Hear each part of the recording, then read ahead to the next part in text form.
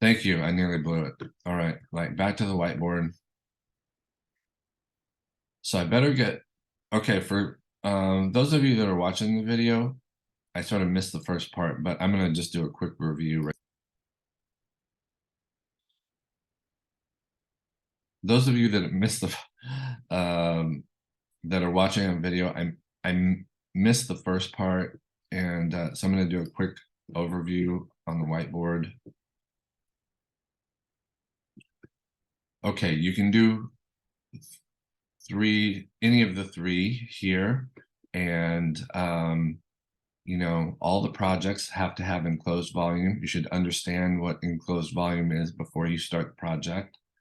I'm going to be grading on complexity, craftsmanship.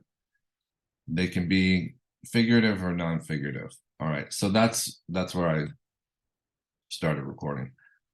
If you decide to do the modular project, I also grade by complexity, but the way I look at this is I look at the number of modules that you have. So a module is an individual piece that you can attach to another module and then make bigger and bigger forms as you go. And so the one of the ideal projects is somebody made a Kirby, which is, I don't know what a Kirby is, but the person made cubes and hundreds of little cubes and stacked them together and used them as kind of pixels for this, you know, this character. So the character itself, which is normally like anime in 2D, became this like full 3D project. And unfortunately, I didn't get an, a photo. I didn't get a picture of it, but it was a very effective project. So if you want to think about modular as like little pixels to make a bigger form, that's one good way to think of it. Another good thing about a modular project is that every piece, every module should have a little bit of enclosed volume in it. So when you add them together, it makes a bigger enclosed, or it can make a bigger enclosed volume. And I'll show you examples of that in a second. Of course, craftsmanship. And here's the thing, I think on the project module and the instructions, I tell you not to use tape and glue, but for the online version, it's much harder to guide you guys. So the face-to-face people are not allowed to use tape and glue because I can show them hands-on how to make modules that connect. But you guys can use tape and glue, and I actually encourage it. Every modular piece should be the same. So in other words, all the little pieces, all the little pixels, all the little triangular forms need to be the same throughout the piece. So that's the one rule of using the modular project is you can't use different forms. It needs to be one form, and that one form should be paper that's folded into a 3D form and then stacked together with, you know, I would probably say, I used to grade this by how many pieces, and then it got impossible to, like I wasn't about to count something that had 1,200 pieces. Okay, so I used to grade them by like a C is 100 pieces, a B is 200, an A is 300. That's really rough, but a lot of these forms have 400, 500, 600, you know, 1,200 pieces. So that's something to keep in mind. Another thing for the modular project is that if you get help folding the modular pieces, in other words, you have a brother or sister or somebody just hanging around, or a friend or whatever, or you invite people over and, you know, sit around and smoke cigarettes and drink beer and um, put your modular pieces together, then that's fine with me, right? I'm not saying, you know what, I retract that. Smoking, don't smoke, don't drink. But if you have friends over, you can have them work on the modular pieces. Now they can't put the thing together for you. That's your assignment, but they can help make pieces, and that's fine with me. I like that in the sense that it sort of engages other people in your idea, and sometimes the best projects come out that way when you have several eyes on, you know, what you're doing. Okay, so that's the modular piece. Okay, the pop-up is you know, probably the most technical, but it's probably the best in terms of going from 2D to 3D, right? You're actually creating a flat form. When it pops up, it's going to make a 3D form. Okay, so here's the thing, and I'll describe this, but when you make a pop-up, it's not going to be technically an enclosed volume. In other words, you'll have a side that's open, but if I'm looking at the pop-up from the front, and there's examples that I'll show you. If I'm looking at a pop-up from the front, basically, as long as 50% of the face, the surface that I'm seeing, is paper and not like windows or voids or something like that, then I'll count that as enclosed volume, right? It's more like implied volume technically, but if we're dealing with just sort of an image from a front, I'll count 50% as enclosed volume. You'll see what I mean. Okay, so I have I'm going to be grading these on 2D to 3D. So in other words, if you have these two big boards and they pop open and there's just a tiny little square that comes out of it, that's 2D to 3D, but it's not a lot, right? So the most successful pop-ups will open and there'll be a lot of 3D. In other words, there's going to be a lot of implied volume. And so I want you guys to think about the whole project and really the whole class in total. The idea is to go from 2D to 3D. So like the first project, second project, I want there to be as much 3D in the project as possible. Does that make sense? Okay. So again, craftsmanship is important. And the one thing that I can recommend is that if you make a pop-up, I used to require that it was an architectural pop-up. That way it's like it's less organic. It's easy to like understand what it is. You know, you can put windows in it, and but there were people that were making there's a few students that were doing these really organic and weird pop-ups that weren't really architectural, and so they would one was a sort of like tree that would sort of spin out. These can be very, very technical. So they could have strings that activate, that pull up things. They can have little pulleys. They can have spring loaded so that like when it unfolds, there's something springs up or pops up, right? Another thing about the pop-up, um, I have a pretty good supply of references. So I have pop-up books. Most of that's face-to-face, but I do have some online help, mostly with the pop-up, some origami, and like I have a few modular references.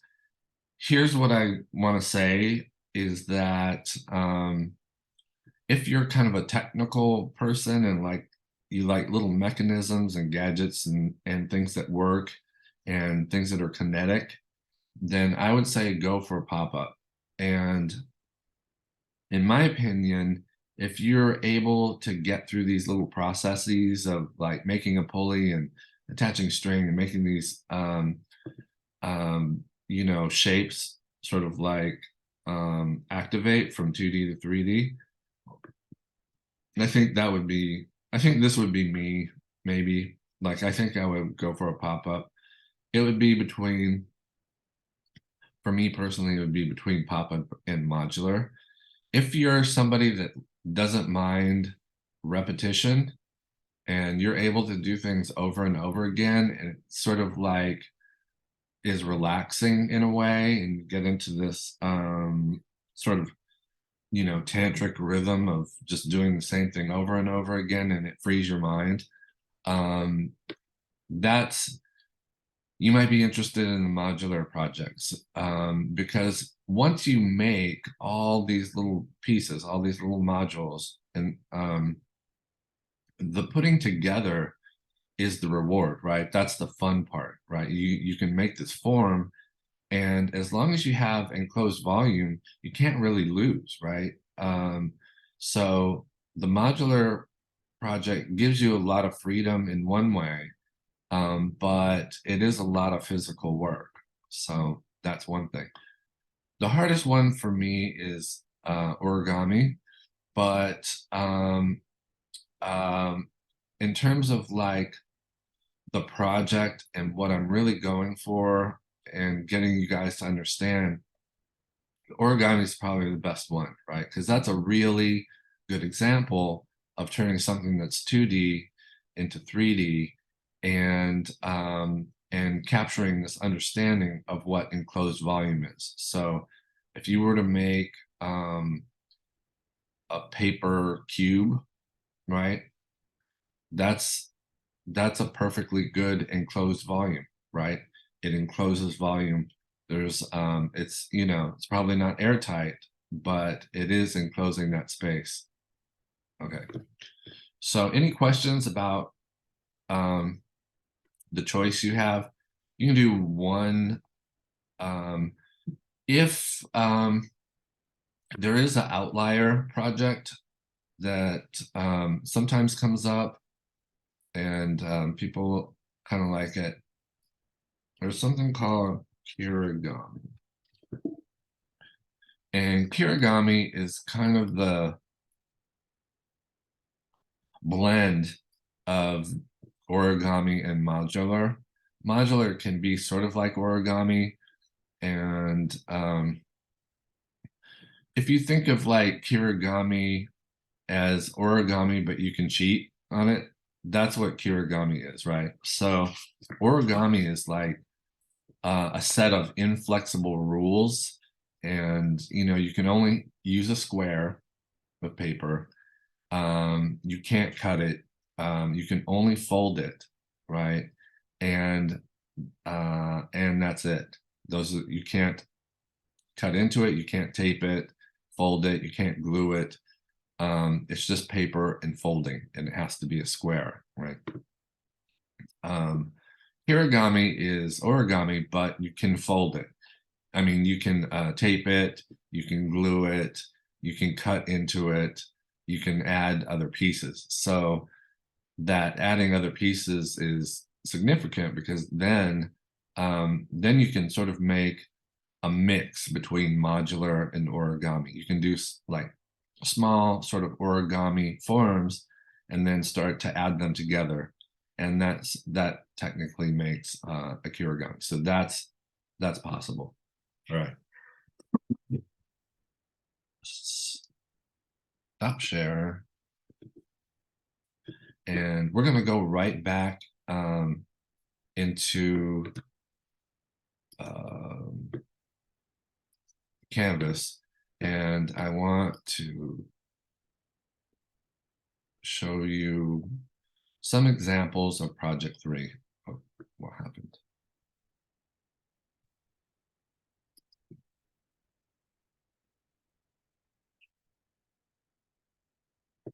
Oh boy, I have better examples, but I'll let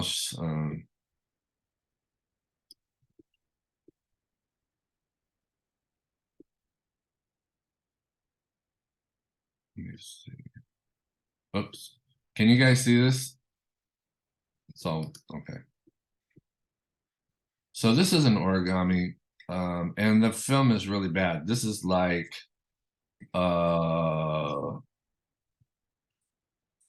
going into quarantine film. I didn't know how to do anything. But you can see the inside form unfolds into a copy of the outside form. And then the outside form, you can meld it into the inside form and switch places with it.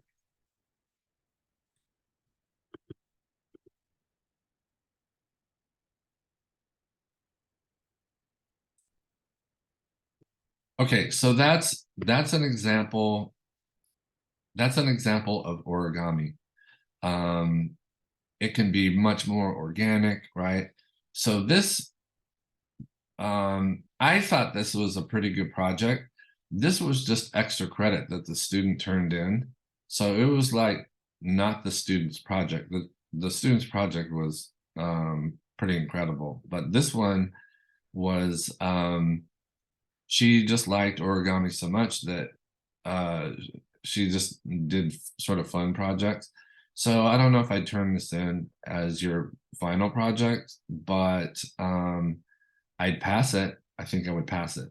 Yeah, it's complex enough and interesting enough.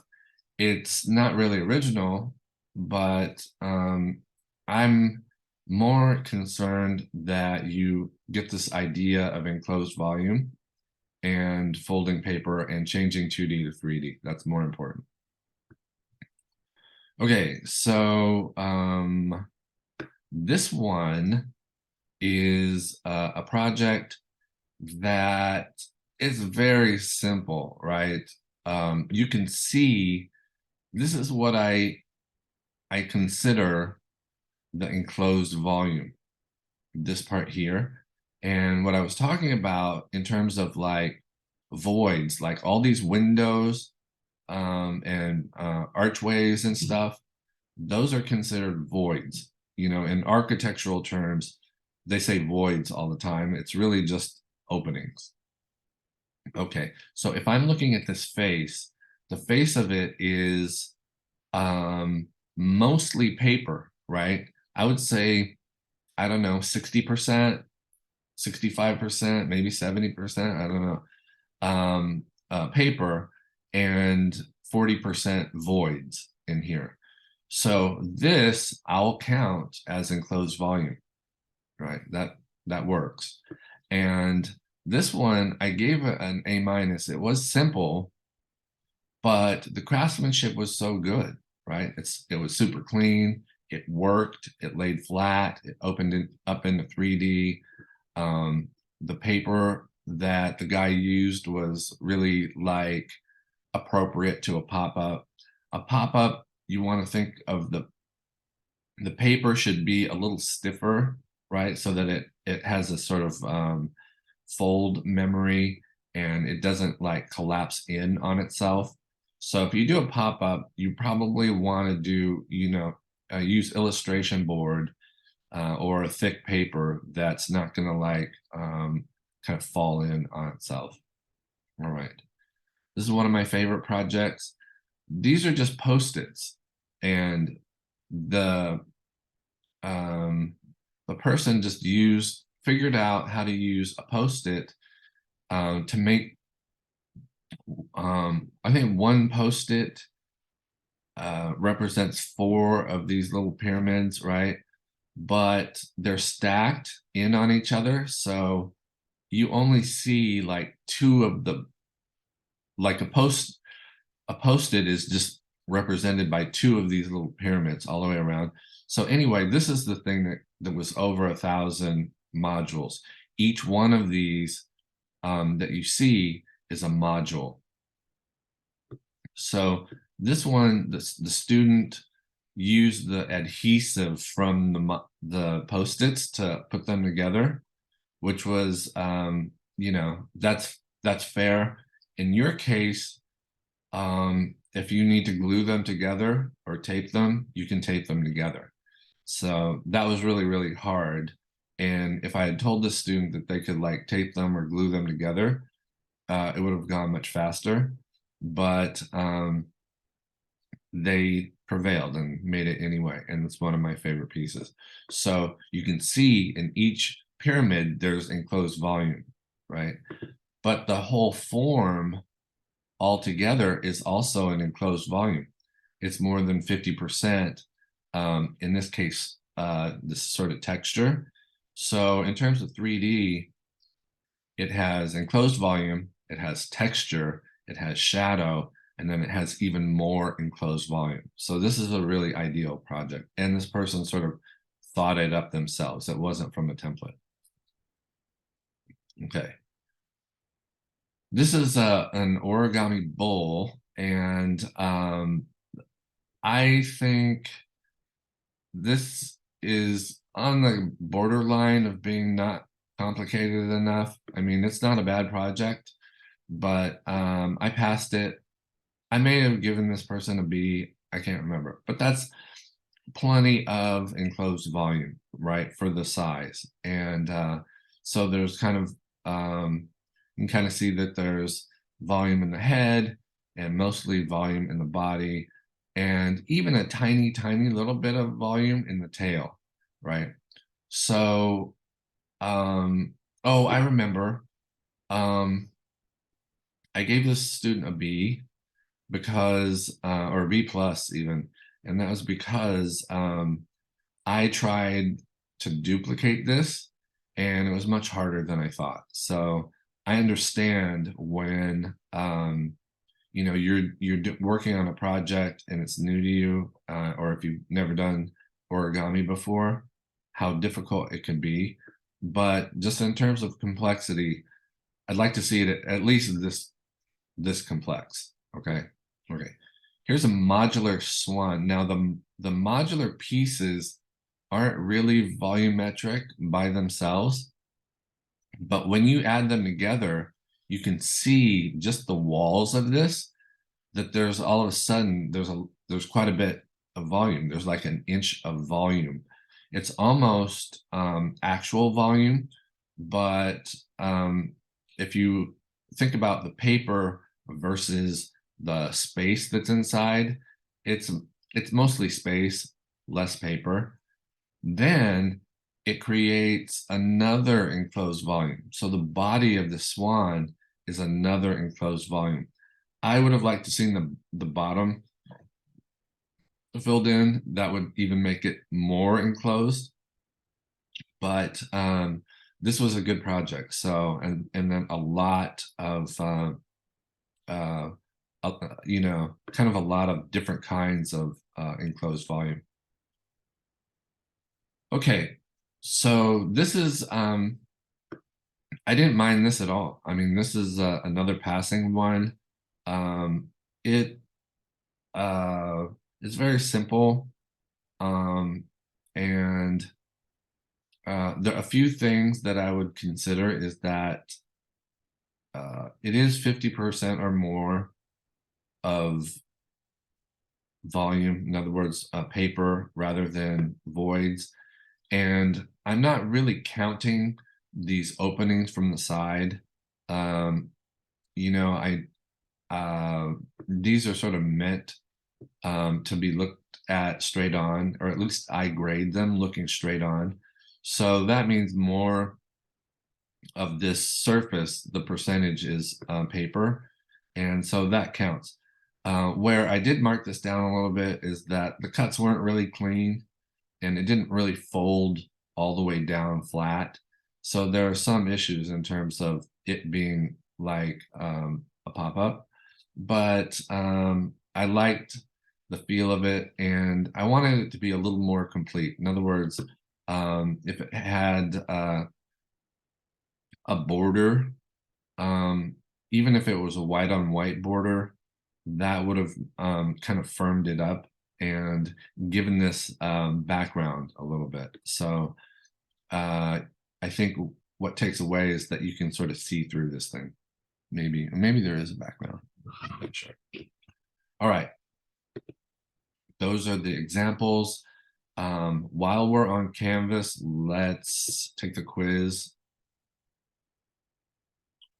And by the way, if you're here, go ahead and go to the discussion for the meeting and type your name in.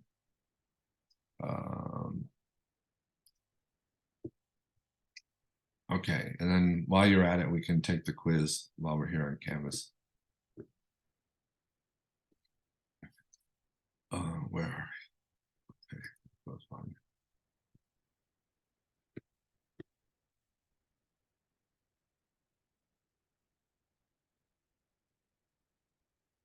All right, so again, you can follow along and just take the test as we go along. I can usually tell who doesn't watch the video by their quiz, so they'll miss one or two. All right, which of the three projects should you do? That's your choice. Any of the three. What is an example of an enclosed volume? What do you guys think?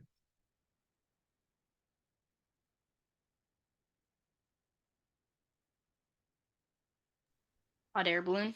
Yeah. Hot air balloon encloses volume.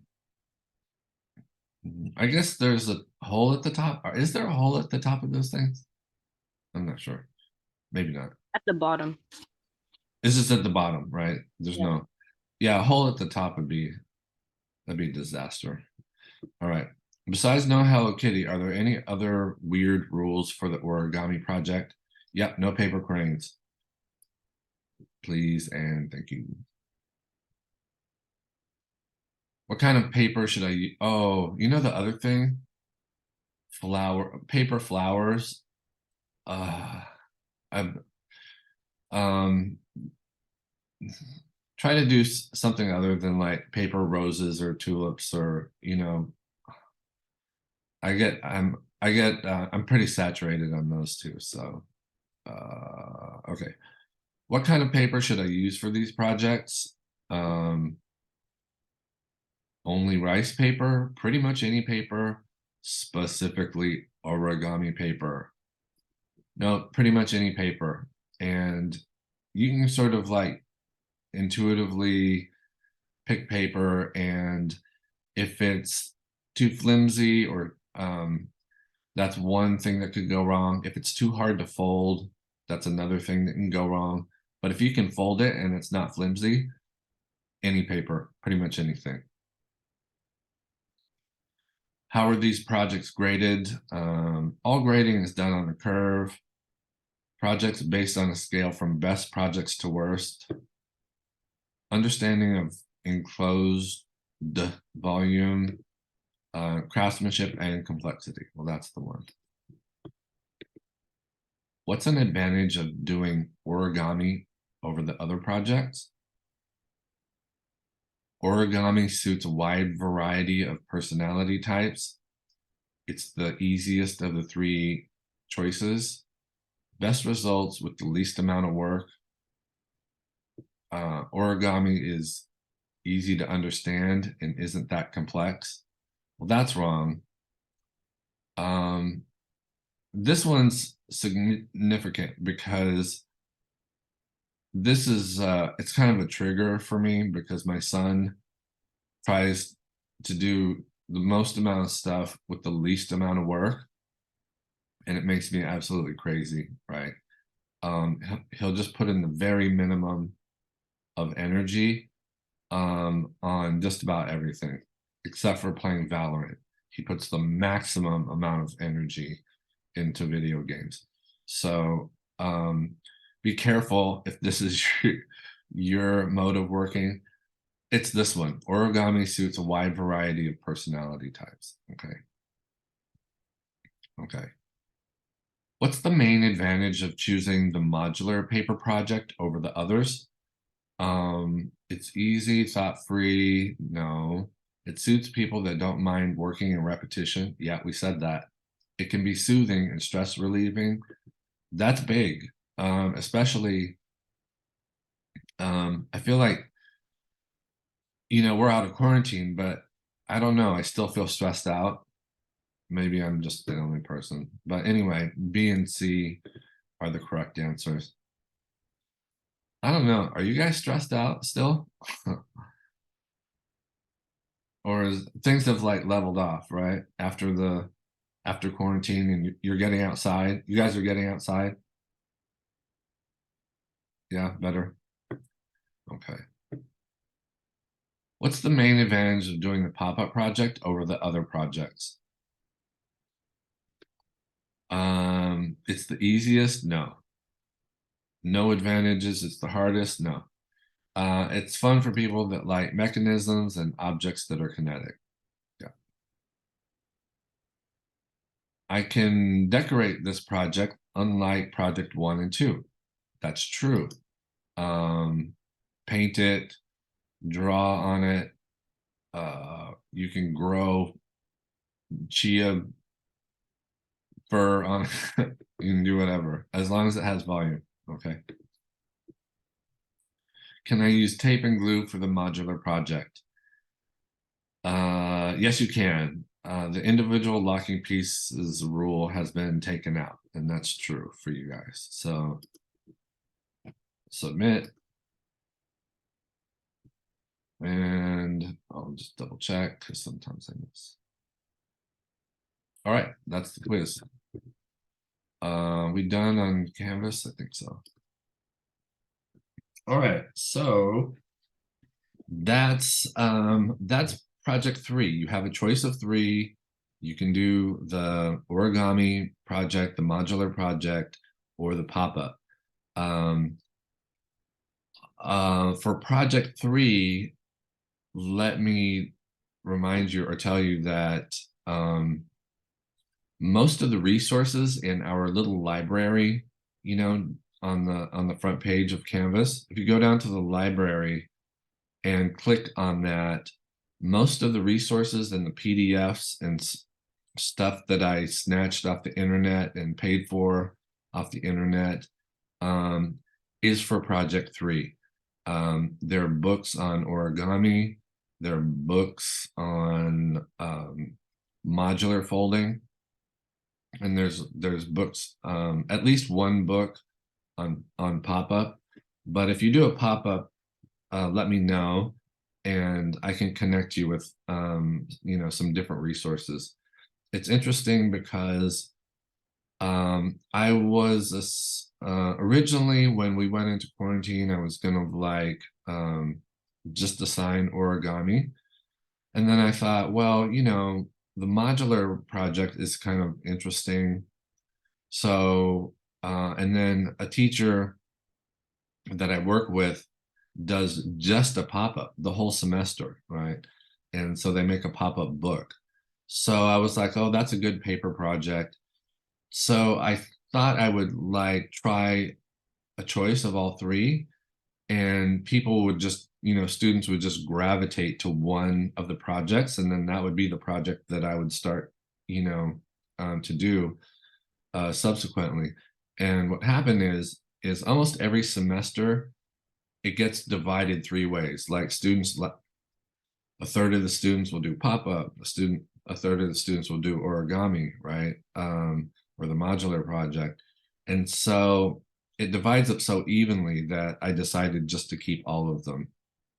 And that way you have a kind of an option or a choice, and you can pick out something that suits your personality. Okay, so like everything, you want to pick out something that will maintain your interest all the way through the project. In other words, pick out something that's fun.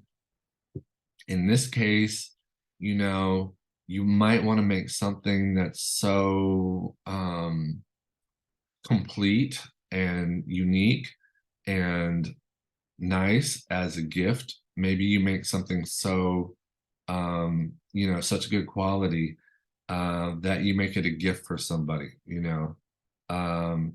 You can make it a gift, and you can scratch off one thing you have to buy for a birthday present or something like that. So this is you know, we don't really get into the sculpture range and art range that much. This is primarily a 3D project design, a design project, and we don't really get into the fine art and the sculpture, and I don't really talk about these as sculptures, although it can be if that's your angle. If you're a sculptor, um, why not? Why not make this a sculpture or a mock-up of a sculpture?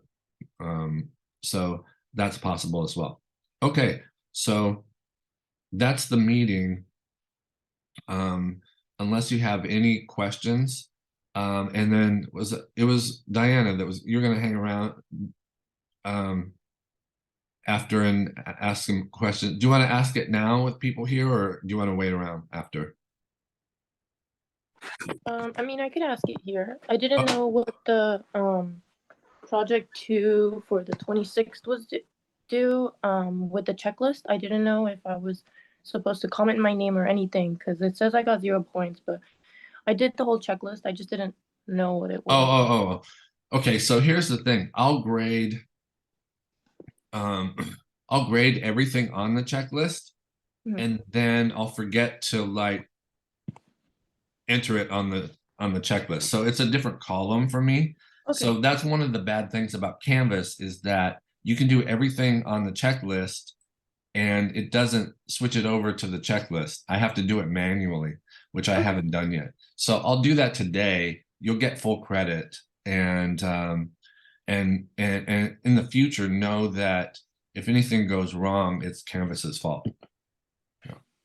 Okay. And then I also did want to ask a question. It has to be specifically an origami module or a pop-up, right? It can't just be like a sculpture. Like I can't just make like a hot air balloon by just gluing paper together. Um, right. So, no, it can't just be like a sculpture. It has to follow one of the rules, sets of Right. rules, right? Right. But here's the thing: is that um, you can get to just about anything through origami, right? And remember, you can cheat a little bit, right? So you can cut pieces, and here's uh this is a situation where I'd meet you halfway. If you can get it to like technically fit into like one of the categories, like it's mostly origami. Here's the folds, right? I had to fold it like this and this, but I used tape like in the modular project. And so technically it'd be a kirigami, but in the end I might look at it and go, oh, that's a sculpture, and I'll allow it, right? So I'm very like lenient about how you put these things together. I'd like you to follow one of the sets of rules, but in the end, if it's shows a lot of work, if it shows that you understand enclosed volume, then that's all I can ask for. Okay, sounds good. Okay, good. And then That's a good question, because it's uh you know, I understand that uh at Citrus College there's a big split between designers and people that are fine artists. And if you want to work on something that's fine art, um I'd rather bend the rules a little bit and have you do what you want to do, Right. as opposed to you making something that you're like not that enthused about. I'd rather Yeah. you be enthused about it. Hmm. That's always the best way to all the better projects always come out of when people are interested in what they're doing. So Right. And then I did yeah. have another question. For the Sure. project two, my initial sketches were of a crown, but I realized like it was too simple to make a crown. So I ended up making a typewriter, but I didn't post the sketchbook pictures of the typewriter. Is that okay if the sketchbook doesn't match the final project? Um, it should, right? And I noticed that, but I also noticed that it's a really awesome typewriter. Like Thanks. it's a nice, it's really a nice project. Thank Here's the thing, and I know you made it. So here's the thing about turning in progress. It's really just a check from you. me to see if you made this thing, right? Right. And so I trust that you made the typewriter. And the thing is that when people I won't even pay attention. But if the project I see it at the end and it's like mysteriously good, Hmm. and then I'll immediately go to the progress and see if Right. there's a giant jump, right? Right. And if there's a giant jump, then I have to kind of ask about it, right? Okay. And that's when I start clicking around on the internet and doing reverse image searches and stuff like that. So, Hmm. um, and then I've found a few plagiarisms that way. So to avoid all that going forward, it's better if the progress matches the final project. Okay. I mean, I do have the sketches because I did sketch it out before making it, but I didn't know if I should resubmit the sketches. Oh, do that. Yeah. Okay, That'd be I'll do great. that That then. way we Okay. have our Okay, bases perfect. covered and Okay, perfect. Okay. Thank you. there couldn't possibly be an issue. Sure. Yeah. Thanks a lot. Thank you for that. Okay, good. I think we're you guys are doing great, by the way. So I know that the online class is much harder because there's not someone there over your shoulder saying, "Oh, that's not right," or "That's right." But I will remind you that it's a self-motivated, um, class, and so you really have to like budget your time in a way that gives you a lot of leeway at the end. So in other words, if you go through the checklist, do it as fast as you can, and that way you're on to like designing and drawing stuff out. And Stephen, yeah, I was just wondering, like, what if your sketches are way above your actual skill level? that's absolutely fine. In fact, I prefer Okay. that. Yeah. So that gives you a I like that because it gives you a target, right? And so if you draw something out and it's complicated or it's I appreciate the effort to get there more than I appreciate the effort that if it's just like a few lines and there's nothing really to aspire to, then the projects end up mediocre. But if you aspire to something that's really like complicated or interesting, that's the only way your project would ever get there. And if it doesn't get there, I still appreciate it because you understand that that process is hard. And if you do something oversimplified, you don't understand that, right? So, in education, you know, failing on not failing, but not getting to where you want to because you didn't understand the process or weren't good enough about the process is still learning about the process, right? Even though you didn't get all the way through. And sometimes that's a better lesson than if it's super easy for you, right? Okay. So, yeah, I encourage the more complicated, and as you're working, you can simplify it if you need to. All right, anything else? Okay, you guys are doing great. I would, if anything, I'd keep in touch a little more. And if you have any doubt, I have noticed that you guys, Citrus College, you guys are way more quiet than my other class, and you don't ask as many questions. And so I don't know what's causing that, but feel free to like email me and contact me if you have any questions on this project. Okay. All right. Have a good week, and I will see you next Monday. Bye, thank you. Bye. Thank you too.